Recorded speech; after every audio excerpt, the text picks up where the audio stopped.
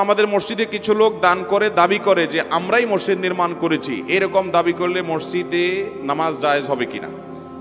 মসজিদ হবে আল্লাহর জন্য। যত হাদিসে মসজিদ নির্মাণের ফজিলত বলা হয়েছে সেখানে সব জায়গায় এই কথা বলা হয়েছে, মান বানা লিল্লাহি মাসজিদা, যে ব্যক্তি আল্লাহর জন্য কোন মসজিদ নির্মাণ করবে। অতএব মসজিদ নির্মাণ হবে কার জন্য? এখন আমাদের দেশে অনেকে মসজিদ বানায় ফুটানির জন্য, নাম কাম জাহির করার জন্য। অমুকের ছেলে মসজিদ বানাইছে, অমুকের বাড়ির সামনে মসজিদ হয়েছে।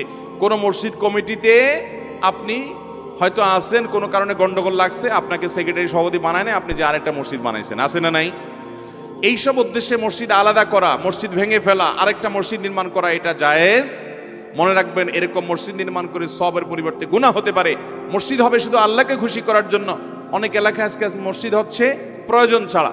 একটা মসজিদে আছে মুসল্লি পুরে না মসজিদের মধ্যে, পাশেই আরেকটা মসজিদ বানাচ্ছে। কেন? কারণ ওনারা নিজেরা কমিটির সদস্য হবেন, নেতাগিরি করবেন, সেখানে তারা হয়তো তাদের বাড়ির সামনে মসজিদ করবেন। এই সমস্ত উদ্দেশ্যে মসজিদ করলে সেটা কারণে কোনো সওয়াব পাওয়া যাবে না। তবে মুসল্লিরা সেখানে নামাজ পড়লে তাদের নামাজ হয়ে যাবে।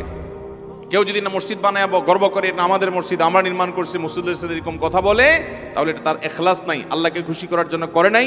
তার প্রমাণ আল্লাহর জন্য দান করার পর সেটা আপনি মানুষের কাছে জাহির করতে যাবেন, এটা আল্লাহকে দিয়ে দিয়েছেন, আপনার এখানে কোনো কথা নেই।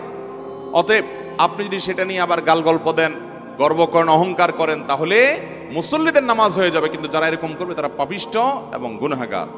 হ্যাঁ, কথার কথা যদি বলতে হয়, এমনি জাস্ট যা মানে বোঝানোর জন্য যে আলহামদুলিল্লাহ আল্লাহ আমাদেরকে দিয়ে করাইছে, তার অন্তরের মধ্যে প্রকাশ করা বা গর্ব করা উদ্দেশ্য নাই, অন্যকে ছোট করা উদ্দেশ্য নাই, তাহলে অসুবিধা নাই।